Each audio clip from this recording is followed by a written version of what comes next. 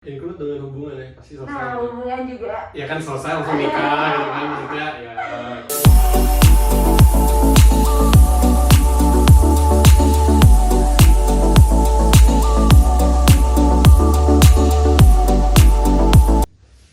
Selamat sore Manda.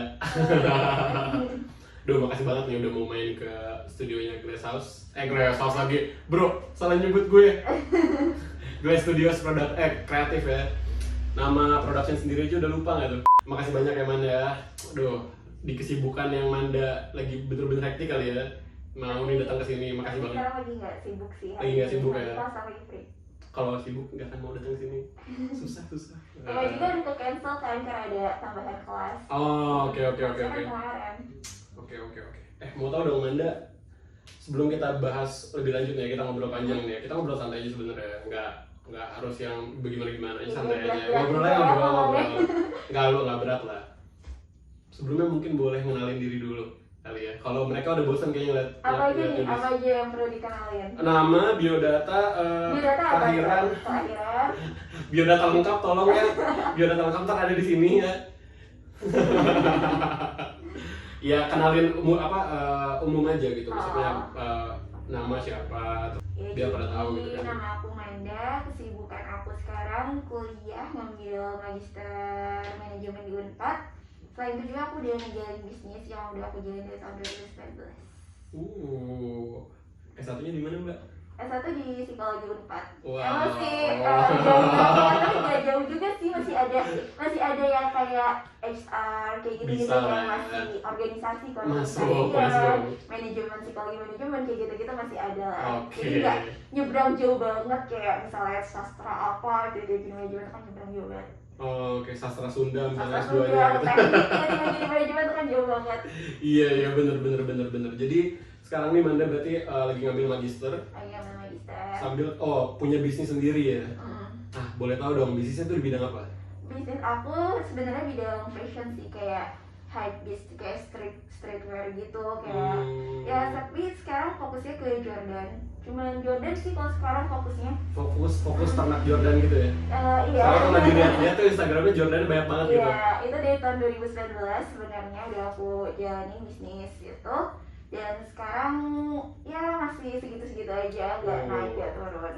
Dan pernah turun nih pas awal-awal COVID. Seriusan? Pas awal-awal COVID tuh kayak orang masih mikir beli sepatu buat apa gitu, kayak jalan-jalan juga nggak boleh, kayak semua juga tutup. Awal-awal tuh kayak bener-bener turun banget omsetnya, bener-bener turun, berarti ada yang beli. Terus pas udah bulan-bulan Juli ke Agustus tuh udah mulai stabil lagi. Berarti bener-bener semua sektor tuh kedampak ya, Iya, sama pandemi ini, emang ganggu banget sih sumpah. Emang Kayak betul. banyak banget, nggak cuma di sektor sektor maksudnya fashion ya, ada juga di sektor ekonomi yang lain, semuanya kena sih sebenarnya. Jadi Iya. ya mudah-mudahan cepat selesai lah ya pandemi ini, karena Pak Presiden pun sudah bilang bahwa ada vaksin katanya. Manda nih tadi belum pada tahu deh Manda umur berapa? Aku tuh umur 22 tahun dan kayak 98 sebenarnya sekarang mau 23 sih. Tapi akhir tahun. 23 masih ya? 22. Tahun ini berarti 23. Tahun 23. Tahun 23. Masih aman, masih 22. 23 nih ya, kebetulan banget nih. Jadi Yudis pribadi nih ya pengen coba ngajak ngobrol Manda tentang yang namanya quarter life crisis. Nah, sebetulnya ini sempat happening di tahun kemarin sih topik ini, entah tahun kemarin atau 2 tahun yang lalu. Cuman kalau buat Yudis pribadi, ini tuh belum ada penyelesaian ya, dalam artian publik itu belum ada yang ngomong kayak untuk kalian ya, sebetulnya kalian mending gini. Jadi dalam artian belum ada way out yang ya konklusif kayak gitu. Jadi belum ada. Nah, Yudis pengen tahu nih sudut pandang Manda kan umur 23 nih, berhubung quarter life crisis itu biasanya dari 22-an sampai 30-an nih ya. Kira-kira Manda sendiri sempat mengalami nggak sih? Kan gini ya, kalau sedikit aja ya dari Yudis ya. Kalau misalnya quarter life crisis kan sebenarnya di titik dimana kita tuh sebetulnya tidak yakin bahkan dengan apa yang akan kita lakukan, atau kita juga bisa jadi nggak percaya diri juga termasuk. Terus juga kita merasa kayak, aduh masa depan kita nih masih abu-abu banget gitu loh. Jadi apa yang kita lakukan sekarang tuh istilah kata nih ya, duh bakal berhasil apa enggaknya, terus lebih condongnya ke duh nggak akan berhasil nih kayaknya. Jadi mereka yang merasa ada di fase quarter life crisis itu bener-bener masa krisisnya mereka berpikir bahwa gue mesti gimana nih ke depannya gitu kan. Nah kalau Manda sendiri pernah nggak sih ngalamin itu? Kayaknya di umur kita yang sekarang ini kan kita juga nggak jauh ya umurnya ya. Iya sih. Pasti pernah Beda ngalamin Beda 2 tahun, jangan sok muda. Oh iya, beda 2 tahun. Sebenarnya semua orang kalau menurut aku pasti pernah sih ngalamin quarter life crisis kayak gini. Kalau aku pernah di titik ya aku nggak yakin sama pilihan yang aku ambil. Contohnya aku ngambil S2 di manajemen Unpad. Kayak kuat nggak sih otak aku buat ngejalanin ini? Kuat gak sih? Kayak aku S1 aja udah aku merasa kayak ngos-ngosan. Dan aku orang yang lulus 3,5 tahun dengan waktu itu sidang UP pertama yang semua kayaknya hampir seangkatan tuh mempertanyakan kok bisa Manda yang lulus pertama, bukan lulus pertama, kayak UP pertama. Ini agak sombong ya disclaimer ini. Iya sombong. 3,5 tahun gitu. Kenapa sih buat sombong ya? Iya. Cerita aja. Jadi kamu tahu kan sendiri kan kalau aku suka mainnya kayak apa orangnya, yang kayak kalau pulang kuliah tuh pasti langsung main, kayak gak bisa di rumah, terus kayak kuliah juga sering traveling, tiba-tiba H-1 beli tiket ke Jepang, beli tiket ke Hongkong. Aku suka orang mainnya kayak gimana. Ya wajar sih orang-orang pertanyakan kok bisa sih. Ya itu tuh karena aku bisa ngebagi waktu. Nah kalau yang aku tadi back to topic yang tadi quarter life crisis itu, aku pernah kayak kuat nggak sih otak aku ngadepin manajemen ini ya, kayak masih asing sih sebenarnya. Aku kan baru kuliah 3 minggu ini, masih asing, kayak bahasannya tuh masih asing, topik-topiknya juga masih asing. Tapi ya harus dijalani, apa yang kita pilih tuh harus dia jalanin. Dan kalau aku sih mikirnya, quotes pribadi aku tuh, semuanya tuh pasti bakal selesai. Selagi kita mau berusaha, kita mau berdoa, pasti bakal selesai semuanya. Include dengan hubungan ya, pasti selesai. Nah, hubungan juga. Ya kan selesai langsung nikah gitu kan, maksudnya ya. Iya benar. Aku juga pernah loh kayak mikir kayak apa yang orang yang selama ini sama aku tuh jodoh aku atau bukan. Oh, orang terdekat ini tuh adalah pilihan terbaik bukan di hidup. Iya betul. Nah itu juga termasuk suatu krisis juga sih. Kayak mempertanyakan apakah orang ini tuh pasangan hidup aku nantinya gitu. Iya kayak gitu. Jadi aku suka memikirkan itu, kayak mikir kayak sama dia nggak sih. Terus kayak aku juga pernah mikir kalau misalnya nggak sama dia kayak gimana, kalau sama dia kayak gimana, kayak gitu. Berarti bener-bener memang Manda udah pernah ada di fase itu lah ya. Pernah pasti. Karena banyak banget nih kejadian-kejadian yang kayak orang-orang tuh di saat dia mengalami fase quarter life crisis, dia tuh malah jadi drop. Terus endingnya dia malah kehilangan arah gitu loh. Yang awalnya dia punya pathway yang jelas gitu ya di hidup dia, kayak oh gue mau kesini, gue mau ngelakuin ini, endingnya ini, ya nggak sih? Kalau hidup kan mesti punya tujuan yang penting banget nggak sih? Nah penting punya tujuan. Nah setelah dia melalui fase quarter life crisis, dia malah menjadi down. Terus yang awalnya dia udah kerucut ya jalan hidupnya maksudnya, sampai endingnya dia malah bias gitu loh. Jadi kayak aduh kok kayak gini ya, aduh mesti gimana segala macam kayak gitu ya. Manda kira-kira pernah nggak, atau kalau Yudis pribadi sih pengen tahu dari Manda sendiri, pada saat Manda memang mengalami itu, kira-kira apa yang Manda lakukan waktu itu gitu. Jadi menyelesaikan itu seperti apa? Pasti udah lewat lah istilahnya gitu ya. Ada masa-masa yang barusan di Manda ceritain, itu pasti udah lewat gitu kan. Nah sekarang kan udah lebih jelas gitu kan pasti. Nah itu gimana sih Manda ngelewatin itu gimana? Ngelewatinnya sih pertama yang paling penting support system sih. Oke. Itu paling penting menurut aku. Kayak kalau nggak ada support system tuh kayak kita pasti nggak bisa menjalani ini semua. Kalau misalnya kita introvert kayak gitu tuh, kayak nggak bisa aku menjalani. Aku bukan tipe orang introvert, jadi kalau ada apa-apa aku pasti cerita. Kalau nggak ke mama aku, ke teman-teman terdekat aku. Tapi ya cuma sebagian doang, kayak aku cerita kayak gimana. Terus kita kayak bertukar pendapat kayak gimana kayak gitu-gitu. Aku sih paling penting itu support system. Terus selain support system juga cara aku ngadepin itu, aku suka melamun, kayak mikir gimana ya. Aku tuh orang itu ini kayak banyak mikir, takut ngelakuin sesuatu. Aku takut banget ngelakuin sesuatu yang belum pernah aku lakuin. Kayak gitu aku banyak mikir. Terus aku tanya, aku biasanya kalau kayak gitu nanya ke mama sih, gimana. Terus kata mama juga, ya udah jalanin dulu aja, semua pasti dijalanin sama dari Allah kayak gitu. Support system paling penting kalau menurut aku.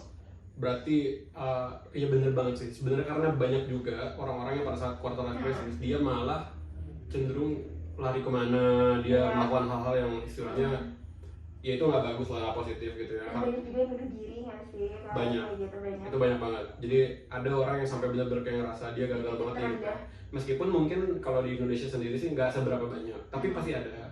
Kalau di luar negeri tuh contoh Jepang ya, mereka tuh sampai ada istilah yang harakiri itu kan. Iya. Istilah kata mereka nggak achieve apa yang mereka mau. Yang ngajak bunuh diri bareng-bareng gitu Betul. kan. Nah, Jepang tuh udah kayak gitu. Nah, sekarang kan kalau ngeliat Indonesia, sebenarnya Indonesia itu menganut sistem yang dianut oleh Jepang kan. Contohnya kayak Kaizen gitu ya. Iya. Mungkin sempat dengar lah dikit-dikit gitu ya tentang Kaizen segala macam. Cuman mungkin nggak sih menurut Manda kayak nantinya itu Indonesia, orang-orang di Indonesia itu punya pemikiran yang jauh lebih dewasa lagi gitu dari sekarang, punya pemikiran yang lebih maju lagi gitu. Karena kalau dilihat-lihat kan ya, banyak, Manda juga tadi bilang sempat kayak ada yang sampai bunuh diri, ada yang kayak gini, ada yang kayak gitu. Nah kalau Manda pribadi nih, kira-kira mungkin nggak menurut Manda orang-orang di Indonesia ini pemikirannya jauh lebih baik dari sekarang gitu loh. Kalaupun iya gitu ya, gimana kira-kira gimana caranya untuk membuat mereka itu jauh lebih berpikir gitu dari sekarang gitu.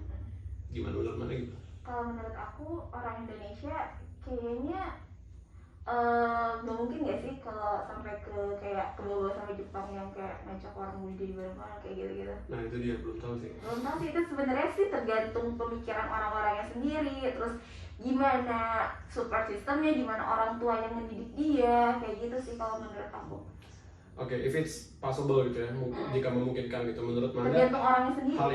hal yang paling secara general ya, misalnya Manda ini harus menghadapi 1000 orang dan Manda itu akan istilah kata nih, menyadarkan 1000 orang ini, kira-kira apa yang akan Manda lakukan? Atau istilahnya mau speech seperti apa? Atau Manda lebih tertarik ke arah mana, misalnya gimana kira-kira? Kita tuh 1000 orang tuh orang-orang yang lagi di titik terendah dalam Betul. hidup gitu.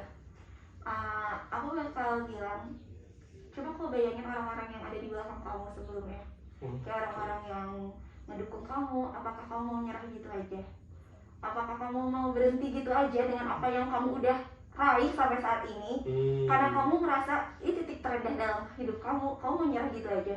Coba kamu perhatiin orang-orang yang di belakang kamu, orang tua kamu, ayah kamu, ibu kamu, teman-teman kamu yang udah support kamu, apa kamu nyerah gitu aja? Kayak nyerah tuh bukan salah satu keputusan yang bagus gitu. Betul. Kita harus berusaha sampai apa yang kita inginkan tuh tercapai. Kalau motivasi dalam hidup aku kayak gitu, apa yang aku inginkan tuh harus tercapai. Jadi kayak apa ya?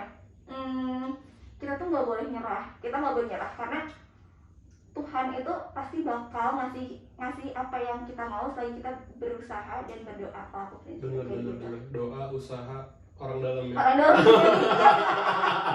orang dalam kalau bisa kita berusaha dan berdoa. Tolong bantu saya gitu kan, bisa belajar. Terus punya orang dalam, nggak terima. Sama orang yang punya Iya. orang dalam, betul. Tapi itu ya it sucks but it happen. Itu benar-benar kejadian. Ya itu lucu sih. Ini itu fakta lucu banget di mana kita orang yang pinter banget tuh, istilah kata nih ya, orang yang pinter banget dia udah effort segala macamnya juga bisa tetap gagal karena ya itu. Betul. Contohnya aja kalau kita masuk sekolah, masuk kuliah, masuk kerja, kayak sepinter-pinter otak kita itu tuh kalah sama orang yang punya orang dalam. Kalau menurut pengalaman hidup aku sih kayak gitu. Itu bener banget sih, itu kejadian dan itu terjadi berulang-ulang kali. Jadi betul. Ya untuk kali ini punya orang dalam bagi-bagi. Banyak kok orang dalam. Iya banyak-banyakin orang dalam. Intinya perbanyak relasi. Belum tentu orang yang sekarang nggak berguna dalam hidup kalian itu bakal nggak berguna juga di hidup yang akan datang. Kita nggak bakal tahu jalan hidup seseorang tuh kayak apa. Bisa jadi dia jadi benalu di hidup kita sekarang. Bener. 5 tahun, 10 tahun ke depan siapa tahu dia bisa bermanfaat bagi hidup kalian. Orang yang jadi benalu kalian saat ini belum tentu dia bakal di bawah kalian terus. Kalau menurut aku kayak gitu sih. Bener banget. Kita nggak pernah tahu orang itu akan jadi apa di masa depan. Nah menurut Manda sendiri ini kalau misalnya memang kita ngomongin mental terus juga tumbuh kembang seseorang lah istilahnya gitu ya, mau itu dari mental mau itu dari kepribadiannya gitu, sebenarnya itu lingkungan tuh seberapa pengaruh sih? Ya, gitu loh, lingkungan kita gitu ya, maksudnya di lingkungan pertemanan, ada di lingkungan pokoknya lingkungan Manda yang sekarang gitu kan, karena pasti punya yang namanya inner circle juga kan ya, orang-orang yang benar-benar Manda percaya gitu kan. Tapi juga ada istilah kata lingkungan pertemanannya juga gitu. Nah kira-kira nih Man, kalau Iris nanya, kira-kira pengaruhnya seberapa besar sih di tumbuh kembang seseorang gitu, mentalnya gimana gitu loh? Menurut Ya. kamu gimana? Kalau menurut aku lingkungan seorang itu sangat berpengaruh ya untuk melihat apakah orang itu baik atau buruk. Karena dalam seseorang itu ada dua, nature sama nurture. Kalau nature itu dari yang kita bawa, dari gen, dari sifat orang tua itu tuh nurun ke anaknya. Tapi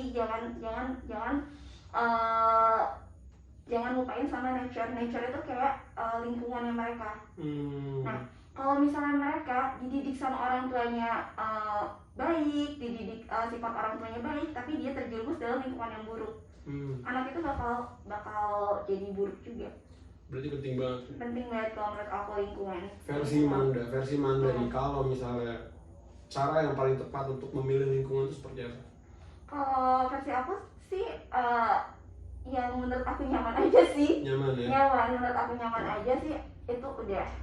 Jadi banyak gitu ya yang bisa didiskusikan, yang bisa diajak. Berarti lebih ke lingkungan yang produktif dong ya, kalau misalnya dibilang. Karena Manda sempat bilang bahwa ya kita bisa sharing, kita bisa lebih terbuka sama mereka karena kita trust mungkin ya, karena nyaman kita bisa terbuka gitu kan. Tapi aku juga nggak ngejudge juga, kayak aku nggak bergaul sama lingkungan yang buruk. Aku banyak teman-teman yang punya, aku juga banyak teman-teman yang lingkungan yang buruk. Aku nggak ngejudge, jadi kayak itu kayak pengalaman kita aja. Kita mau ngikutin jejak buruknya dia atau kita mau ngambil positif dari pengalaman kita berteman dengan lingkungan itu. Itu tergantung pribadi orang sendiri. Aku juga ada lingkungan teman-teman aku yang buruk yang. Nah, kalau Manda sendiri tuh sebenarnya gimana sih caranya untuk ya tidak terpengaruh gitu loh. Padahal Manda tuh kalau kita ngomongin intensitas, kamu tuh sering banget bareng sama mereka. Tapi kamu tuh nggak terpengaruh gitu loh. Gimana Itu sih sebenarnya tergantung sama prinsip orang sendiri. Aku punya prinsip, aku nggak akan minum alkohol. Aku pernah nyoba, emang pernah. Tapi aku nggak suka gitu. Jadi aku punya prinsip kayak aku nggak mau minum, aku nggak mau merokok karena merokok itu merusak diri kalau menurut aku, kayak paru-paru kita bakal kotor atau apa kayak gitu. Aku pernah nyobain minum, aku pernah nyobain merokok, tapi it's not me gitu. Aku bukan orang kayak gitu, tapi aku suka berteman sama orang-orang yang kayak gitu, kayak asik aja gitu. Aku malah nggak suka sama berteman sama, maaf ya, orang-orang yang diem kayak gitu-gitu, bingung gitu, kayak nggak asik aja, nggak nyaman gitu. Nah, orang-orang kayak gitu enaknya pengen pakai teman belajar kayak gitu. Tapi kalau inner circle aku sih banyaknya yang rokok, minum kayak gitu-gitu. Tapi itu tergantung prinsipnya sendiri. Kalau aku emang udah berprinsip sama diri aku nggak akan minum, dan aku sebisa mungkin aku nggak akan merokok. Sebisa mungkin ya? Sebisa mungkin. Berarti ada potensi nih. Enggak. Aku prinsip enggak. Kalau aku pribadi sih yakin sebenarnya ya Manda enggak sih kayaknya. Tapi aku suka kayak ke dunia malam kayak gitu, kayak live music kayak gitu. Tapi aku nggak aku prinsip dari sini, aku nggak minum. Berarti dari awal kita untuk istilahnya untuk siap ke lingkungan gitu, kita prinsip harus kuat. Kita harus punya prinsip yang kuat kayak gitu. Soalnya banyak juga kan orang yang baik-baik banget, rajin beribadah, taat agama, nurut sama orang tua, tapi dia nggak punya prinsip. Dia ajak satu temennya kayak gitu, ya malah ketagihan. Bener juga ya, sering kayak gitu tuh orang-orang yang kaget gitu loh sama dia kayak gitu. Kalau menurut aku kita perlu nyobain kayak gitu, biar nggak kaget di kemudian hari. Kayak tiba-tiba dia dapet temen yang kayak gitu, dia kaget, wah enak kayak gitu. Terus tapi dia nggak punya prinsip, itu yang salah sih sebenarnya. Oke, paham. Jadi memang penting sekali ya prinsip ya. Prinsip terus menurut aku yang paling penting itu prinsip sama motivasi, itu benar-benar penting banget dalam kehidupan. Kenapa motivasi bisa jadi satu bagian di situ? Motivasi, kalau aku sih orangnya apa yang aku mau aku harus dapetin. Oke man, jadi prinsip ya penting banget, motivasi juga penting. Prinsip nah, itu yang paling untuk aku betul, untuk Manda sendiri nih ya, netapin tujuan di hidup tuh gimana sih sebenarnya? Karena gini ya, kalau kita ngomong orang kita hidup pasti punya tujuan kan, ya nggak? Iya betul. Nah pasti ada istilahnya tuh indikator penentunya gitu. Untuk menentukan sebuah tujuan itu gimana sih? Kalau versi Manda? Kalau versi aku, tujuan hidup aku itu sebenarnya itu kayak apa sih, kayak cita-cita atau gimana maksudnya? Jadi kalau nih aku kasih contoh aku ya, misalnya aku tuh kalau mau menetapkan sebuah tujuan ya, aku tuh harus mengukur dulu kemampuan aku. Dalam artian aku harus tahu dulu kapasitas aku sampai mana. Jadi si tujuannya nanti itu tuh harus istilah kata tuh reliable. Oh, gitu. ya, Jadi jangan, mungkin kalau orang bilang lu tuh terlalu pesimistis tuh kayak gitu, tapi bukan itu sebenarnya. Kita jauh lebih menyadari kapasitas kita, jadi apa yang kita tetapkan itu akan jauh lebih mudah untuk kita raih. Iya, kalau aku pribadi aku selalu mengukur kemampuan aku, dalam artian aku bisanya 5 ya aku nggak akan 7 gitu kan. Tapi ada momen-momen yang memang mengharuskan aku untuk ya push the limit gitu. Jadi aku batas 5 sih. Tapi requirement dari orang lain tuh 7. Ya aku harus jadi 7 gitu. Tapi kalau untuk tujuan ya sesuaikan aja dengan kapasitas aku gitu. Kalau menurut sendiri gimana? Kalau aku tujuan hidup aku itu yang jelas dan yang pasti bahagia. Oke, Itu jelas sih pasti. Semua orang main bahagia. Jadi aku kan tadi aku udah pernah bilang aku tuh orangnya tuh harus pegang motivasi. Betul. Aku tuh apa yang aku ingin harus tercapai. Hmm. Jadi bagaimanapun caranya aku harus bisa mencapai di titik yang ingin aku peroleh gitu. Kayak misalnya aku tuh nanti kalau udah lulus kuliah aku pingin kerja sambil bisnis, itu tujuan hidup aku buat kedepannya. Dan nanti kalau entah siapapun suami aku itu berarti belum ada ya sekarang? Sekarang ada sih, tapi aku nggak tahu, itu beneran. Dan sebenarnya nggak ada yang tahu kan, jodoh cari tahu Oke. Jadi kayak gaji aku ya gaji aku, gaji dia ya buat keluarga gitu. Aku nggak mau, bukannya aku egois atau apa, tapi emang prinsip aku nggak mau gaji aku buat dia gitu. Ngerti gak sih? Kayak gaji aku tuh ya buat beli barang-barang yang aku mau, buat tabungan aku, buat have fun aku kayak gitu. Jadi orang tua aku tuh ngedidik dari sekarang kayak misalnya aku pingin apa, sebenarnya ya yang perlu kamu tahu, aku kalau beli barang-barang itu sekarang itu dari hasil kerja aku sendiri.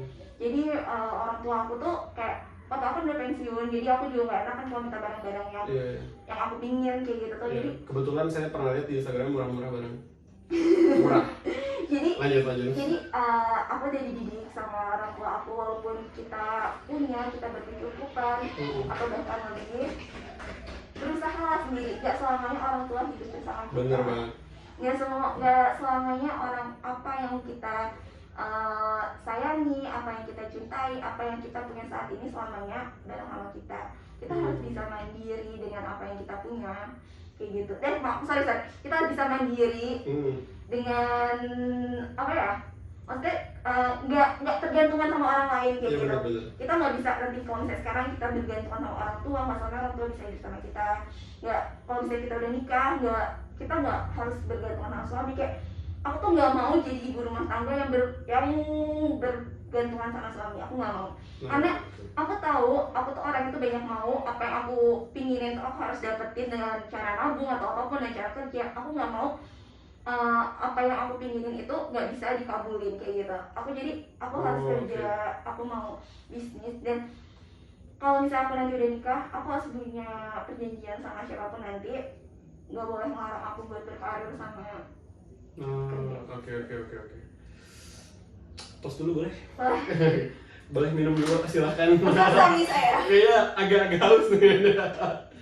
Tapi sumpah sih, makin gimana ya, makin dewasa seseorang itu memang seharusnya pemikirannya makin matang juga kan. Dalam artian kayak gila men, kayak di umur banyak banget loh men ya, umuran kita yang kita sebulan beda tahun ya segenerasi lah ya. Iya, satu generasi lah ya. Dalam artian tuh kayak bahkan udah lulus tuh bingung kayak gue ngapain ya. Nah itu tuh orang nggak punya prinsip kalau menurut aku. Gue mau ngapain. Tapi dengar Nanda tadi udah bilang loh kayak gini loh, aku tuh bakal gini, itu tuh udah kayak nih garis hidup gue tuh bakal kayak gini, jelas gitu loh. Akan kesini. Dan jarang banget ada orang yang memang sudah sematang itu berpikir gitu, apalagi udah mikirin, udah umum sih umuran kita tuh mikirin nikah. Dalam artian kayak udah ngomongin suami istri, nanti gue pengennya punya pasangannya seperti apa gitu kan. Jangan terpengaruh ya, tolong jangan head comment di bawah, tolong ya jangan. Cynthia jangan benci aku. Waduh, bawa. Iya, keren. Jadi memang ada beberapa ya requirement gitu istilahnya, kayak mau ada perjanjian seperti ini. Sebenarnya bagus aja sih, dalam artian berarti memang harus punya pasangan yang benar-benar bisa menerima segala tujuan juga motivasi, bahkan bisa support gitu kan ya istilahnya.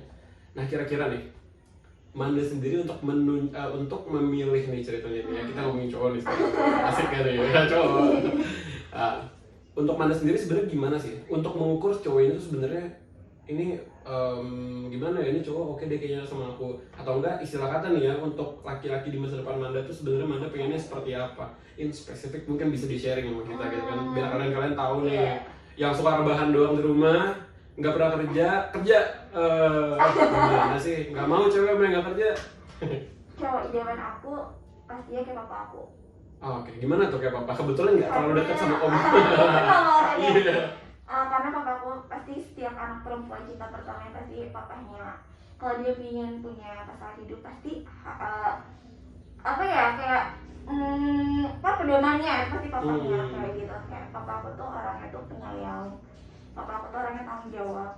Papa aku tuh orangnya nggak pernah bilang enggak ke anaknya.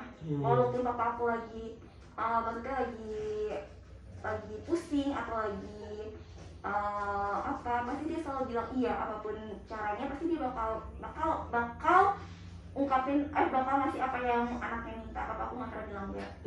Papa aku orangnya penyayang, papa aku orangnya sabar, papa aku orangnya ya pokoknya kalau menurut pandangan papa aku orang perfect banget. Aku mau pasangan aku nanti kayak papa aku. Dan yang jelas aku nggak mau minimal aku hidup nanti setara sama apa yang papa aku kasih ke aku. Oke. Jadi laki-laki yang penuh tanggung jawab dan juga penyayang. Family guy banget ya. Papa sayang banget sama papa. Om, keren. Saya juga ntar kayak gitu kok om. Saya penyayang, penuh tanggung jawab. Dunia akhirat om. Gak. Yakin sama akhirat? Insya Allah. Oke man. Jadi kalau misalnya tadi kita sempat ngobrol juga, yang terakhir kan kita bahas tentang pasangan ideal istilahnya gitu, yang Manda pengen seperti apa. Pasti semua orang punya pasangan ideal. Bener banget. Kalau aku contohnya pasangan ideal aku tuh. Yang terakhir, yang terakhir dan yang paling penting menurut aku. Apa tuh? Kalau menurut aku pasangan yang udah selingkuh jangan dipertahanin, karena kata papa aku kalau udah sekali selingkuh dia bakal keterusan selingkuh karena selingkuh itu penyakit. Papa aku udah pernah pesan kayak kalau misalnya pasangan itu selingkuh dia bakal seterusnya selingkuh. Tisu ada di sebelah situ mbak. Karena kalau dia selingkuh sekali dia bakal terus ya kayak gitu. Jadi papa aku pernah bilang jangan, kalau dia sekali selingkuh walaupun lo sesayang apapun sama dia tinggalin. Masih pacaran aja udah selingkuh ya. Berat. Maksudnya kayak nikah itu tuh suatu hal yang sakral. Iya benar. Sekarang aku hidup 22 tahun itu gak ada apa-apanya kayak aku udah nikah sama dia. Kayak 22 tahun sampai 22 tahun berarti sih 40 tahun lebih dari itu, bisa berkali-kali lipat dari hidup aku sekarang aku sama pasangan itu. Pokoknya kalau dia sekali selingkuh tuh kan kalau dia sekali selingkuh bakal sampai 5 kali cuy. Itu kan baru pacaran gimana udah nikah. Waduh, jatuhnya kayak habit ya. Ya memang, tapi menurut Manda pribadi tuh ini mungkin ini akan jadi pertanyaan kedua terakhir ya. Kalau buat Manda sendiri tuh sebenarnya menilai seseorang ini layak apa enggak sih dari masa lalunya. Contoh ya, Manda tuh kenal sama cowok A nih misalnya. Dia punya masa lalu yang parah banget. Tapi sekarang dia udah nggak kayak gitu. Dia tuh bener-bener udah totally berubah misalnya. Tapi dia punya kan masa lalu seperti itu. Menurut Manda tuh gimana sih? Kalau menurut aku masa lalu ya yang aku butuhin masa sekarang dan masa depan. Aduh, kayak berasa digombalin ya, Kameramen kok itu yang suara-suara kok senyum-senyum sendiri gimana itu? Mas Aswin? Aduh, ini kalau sesi talk show kalau sesi podcast sama dia udah quote semua keluar ya, quotes. Udah jangan lah ya. Emang mentalnya agak lentur mentalnya. Nah, gini ya Manda, ini mungkin terakhir sih, pertanyaan terakhir aja. Jadi ini bukan pertanyaan sebenarnya, tapi anggaplah di depan sini tuh ada yang pertama itu ada, berarti kan most inspiring personnya papa nih ya, ayah ya, papa apa ya, papa ya, ada papa. Terus di sini anggaplah ada calon suamimu, ya nantinya, oke. Sama satu lagi ini adalah kamu di masa depan, ya ada 3 orang. Nah, kasih masing-masing itu satu pesan aja buat mereka semua. Jadi Manda misalnya ke papa mau ngomong apa boleh bebas, terus juga atau mau lebih boleh sih, boleh lebih dari 1. Oke lah. Iya, buat papa makasih udah ngebentuk Manda dengan pribadi yang seperti ini sekarang. Makasih udah sayang, udah tanggung jawab, udah ngasih apapun yang Manda mau, nggak pernah nolak. Ya makasih buat semuanya. You're my first love. Oh, peluk dulu papa, peluk papa. Ya buat pasangan hidup aku di masa depan, Siapapun nantinya. siapapun nantinya, ya paling nggak minimal banget papa aku. Minimal banget papa aku bisa ngasih apa ya, kehidupan yang aku jalani selama 22 tahun ini. Intinya penyayang, tanggung jawab, dan penyabar. Itu sih. Dan yang paling penting, jangan pernah selingkuh. Oke. Karena pesan dari papa aku, sekali selingkuh harus ditinggalin. Oke. Karena selingkuh itu habit dan penyakit yang pasti bakal keulang. Oke. Buat Buat Manda di depan. masa depan, jangan salah pilih pasangannya. Itu lagi bisik-bisik tuh ya. Tuh Manda yang masa depan sama Itu aja Sama- sih iya, yang ada di sama- masa depan. berarti Dan iya. satu lagi, makasih Manda di masa depan udah kuat. Wah, mantap tepuk tangan dulu boleh kali ya. Makasih banyak Manda. Aduh, gila sih ini mungkin hampir 1 jam paling menarik sih. Karena istilahnya gak banyak ada perempuan yang mindsetnya tuh udah career, udah ya as an independent woman gitu ya. Ya karena aku dididik sama bapak aku, apa-apa harus bisa sendiri. Dan Iya. aku dijualan dari SD loh, walaupun Oh. walaupun papa aku sama mama aku kayak ngasih aku uang jajan, tapi aku udah bisnis dari SD. Makanya aku bawa bisnis sampai sekarang, makanya dari psikologi ke manajemen karena aku tertarik sama bisnis. Oke, keren. Manda makasih banyak udah main ke Glass. Jangan kapok, nanti main lagi ya. Mungkin nanti bisa bawa calon nih. Menarik ya. Jadi kita ngobrol bertiga. Ntar gue uji, udah kayak Papa Manda belum? Nah, berarti ntar tuh ya, kalau kalian ya, berarti siapapun gitu ya, jodoh Manda di masa depan harus dekat banget berarti sama bapaknya, biar bener-bener bisa mengenali. Bisa belajar. Iya, bisa belajar banyak mungkin sama Om nanti. Oke, gitu aja Manda, terima kasih banyak waktunya. Iya, Jangan kapok main ke Glass. Teman-teman, buat kalian, makasih banyak yang udah nonton. Jangan lupa like, comment, dan subscribe. Untuk mungkin ini IG-nya Manda ada di bawah sini ya, boleh ya. Jadi kalau kalian yang mau tahu nih ada di bawah sini bisa di follow. Juga ntar di sini mungkin ada usahanya Manda juga, ntar bakal gue tag di sini buat kalian yang dari sepatu-sepatu hype ya. Iya boleh Jordan, banget, ya. Homage ID. Homage ID, boleh Homage banget, ID. boleh banget. Jadi segitu aja Manda, terima kasih banyak. Ya, terima kasih. Bye. Dadah.